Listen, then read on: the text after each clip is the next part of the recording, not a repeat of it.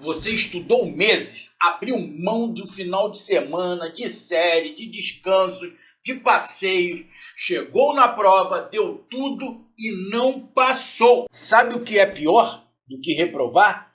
O silêncio que vem depois. Você abre o resultado, vê o número, fecha o computador e não sabe o que fazer com aquilo. Isso acontece com a maioria. Sim, porque a quantidade de inscritos é muito superior à quantidade de vagas. Eu sei exatamente como isso é, porque eu já estive nos dois lados dessa história. E hoje eu vou te mostrar que reprovar uma vez, pode ser uma coisa mais inteligente que vai acontecer na sua preparação. Isso mesmo. Ele está falando que reprovar é bom. Não estou falando que reprovar é bom, mas a reprovação vai te ajudar, desde que você saiba o que fazer com isso. Para quem não me conhece, eu sou o professor Wagner Júnior, militar aposentado, professor de matemática e de filosofia há mais de 25 anos e gestor operacional. Hoje, ou seja, passei minha vida praticamente inteira em ambiente onde reprovar não é opção. E mesmo assim aprendi mais sobre aprendizado com quem reprovava do que com quem passava de primeira. Passar de primeira, gente, não é a grande maioria, não. É a grande minoria que passa logo no primeiro concurso. E isso não é feio. Você reprovar não é feio. Feio é você largar. Feio é você abandonar. Feio é você correr da briga. E olha, se você acha que o professor não erra, que militar não falha, que gestor acerta tudo na primeira tentativa, você nunca foi militar, nunca foi professor e nunca geriu nada. A gente erra. A diferença é o que a gente faz com o erro. Então bora! A primeira coisa que eu preciso mudar na sua cabeça é: reprovação não é fracasso. Reprovação é dado, é estatística. Deixa eu te dar uma analogia. Você já viu aquele filme de guerra onde que o general manda um batalhão explorar todo o terreno antes do ataque principal? Esse batalhão vai lá, encontra o inimigo, volta com informação. Perdeu a batalha de exploração, mas ganhou o mapa do campo, certo? Que é o quê? É o famoso boi de piranha. O primeiro batalhão vai para o reconhecimento, enfrenta o inimigo com deficiência, porque não sabe o que vai enfrentar. O pau quebra lá no teatro de operações, mas quando ele volta com todas as informações possíveis para que o próximo ataque seja bem sucedido. É exatamente isso que a sua reprovação fez. Você foi lá, viu o campo de batalha real, a prova de verdade, a pressão de verdade, o tempo de verdade, e voltou com um mapa que nenhum simulador do mundo te dá. O problema é que a maioria dos candidatos pega esse mapa, enfia numa gaveta por causa da frustração, por medo.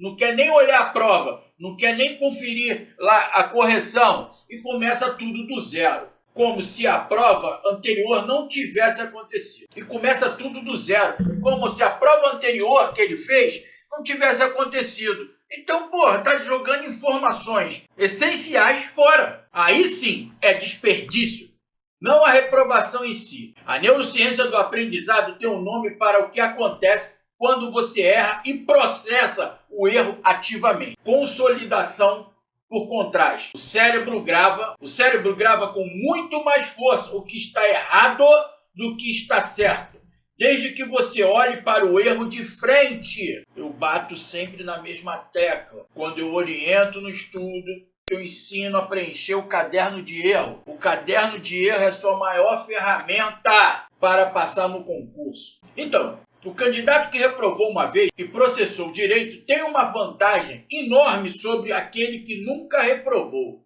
que está chegando para fazer o concurso, como ele fez no ano anterior. Ele sabe onde o campo é perigoso ou o outro ainda está descobrindo. Eu vou te mostrar 4 pilares, onde você vai aprender o que tem que fazer após ser reprovado. Primeiro pilar, luto de 48 horas. Sente, mas não more.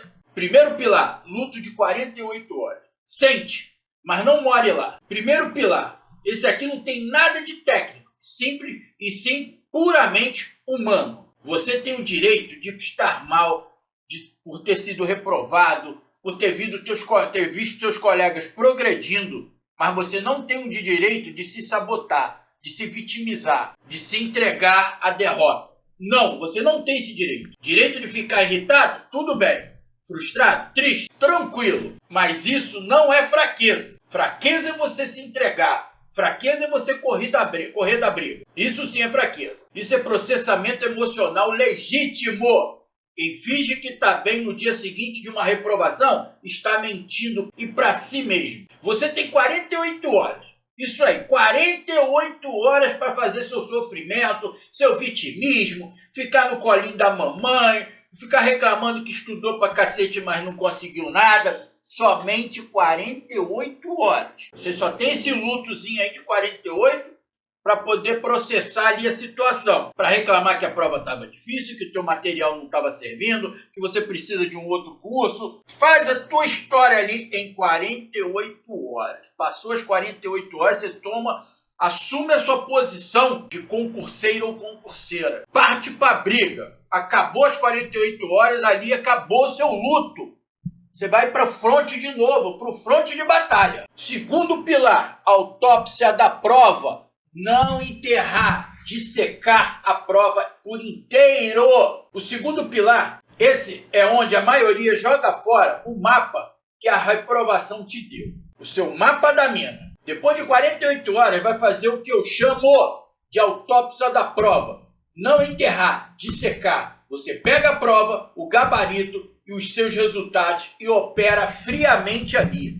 Estudando, antes de pegar, mas eu não lembro. Vai estudar cada questão ali e anotar o porquê você errou. Se você fizer essa análise, você fizer essa autópsia, você não erra mais essas questões se caírem novamente ali ou parecido.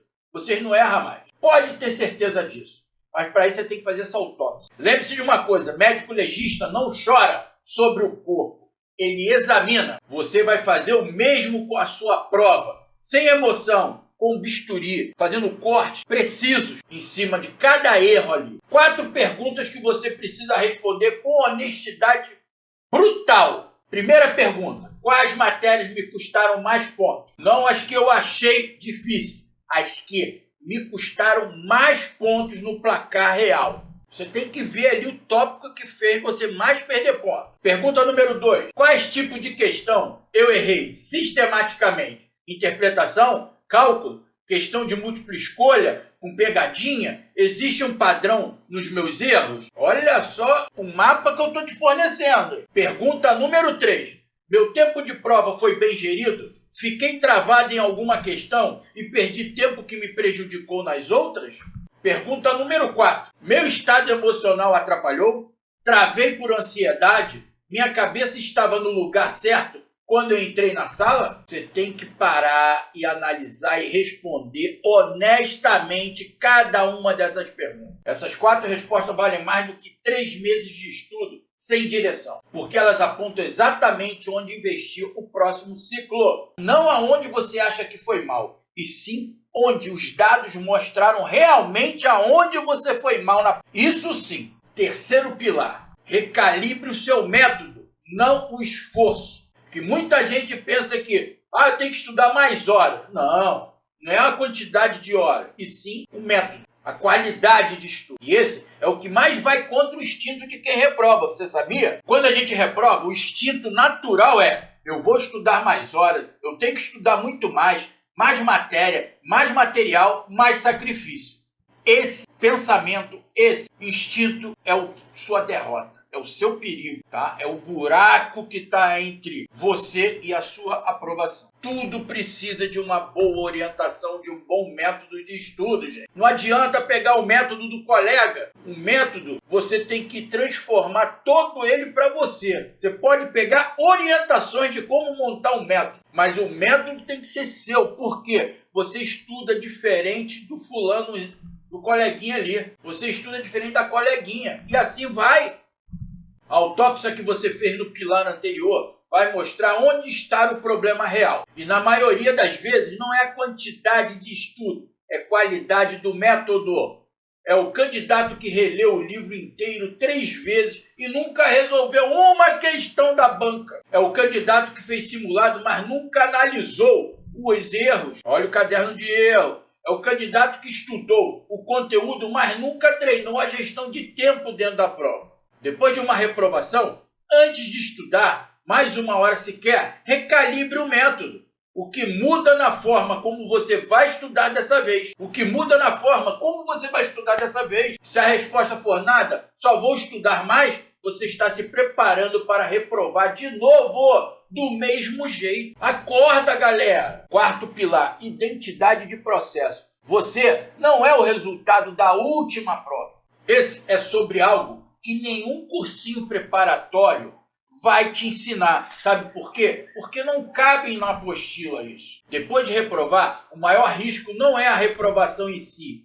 É o que você faz com a sua identidade depois dela. Existe uma diferença muito grande entre eu reprovei e pensar, eu sou o tipo de pessoa que reprova. A primeira é um evento, a segunda é uma identidade. E quando a reprovação vira identidade, cada hora de estudo fica contaminada pela crença de que vai dar errado de novo. Eu já vi candidatos extremamente capazes desistirem depois de uma reprovação, porque internalizaram o resultado como prova de que não eram suficientes. Eu já vi candidatos medianos aprovarem depois de 2, 3 reprovações, porque nunca deixaram o resultado definir quem eles eram. Eu sou a prova viva disso. Eu reprovei em vários concursos até eu passar onde eu queria.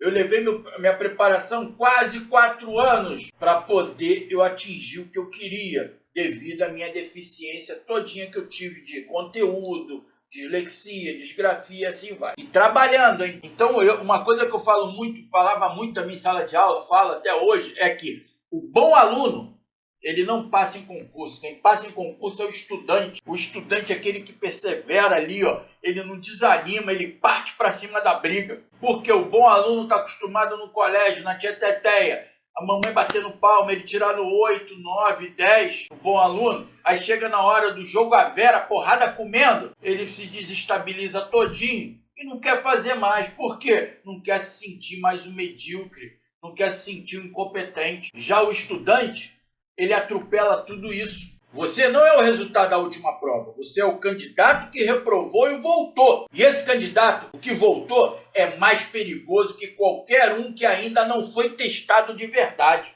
O que a reprovação realmente prova? Vamos saber isso então. Já que eu falei tanto, né? Você deve estar pensando, por que ele está falando tanto na reprovação? Então, vamos saber o que a reprovação realmente prova com isso. Você sabe que uma reprovação prova de verdade? Que você tentou, que você foi lá, que você colocou o seu nome numa lista, entrou numa sala, enfrentou uma prova, quando a maioria das pessoas que queriam tentar ainda estavam pensando se iam se inscrever ou não. A reprovação dói, com certeza, mas é uma dor de quem entrou no campo. E quem entrou no campo aprende coisas que quem ficou na arquibancada nunca vai aprender. Agora, o que você vai fazer com esse aprendizado? É uma única pergunta que importa nesse momento. O luto de 48 horas, autópsia da prova, recalibrar o método, mantém a identidade e volta. Me conta nos comentários, você já reprovou alguma vez? E o que você fez no dia seguinte? Pode ser honesto, esse aqui é um espaço sem julgamento. Comenta, porque a resposta que você vai ler dos outros candidatos que passaram por isso pode ser mais útil do que qualquer coisa que eu te falei aqui. Eu sou o professor Wagner Júnior, militar, professor, gestor, e a gente se vê no próximo vídeo.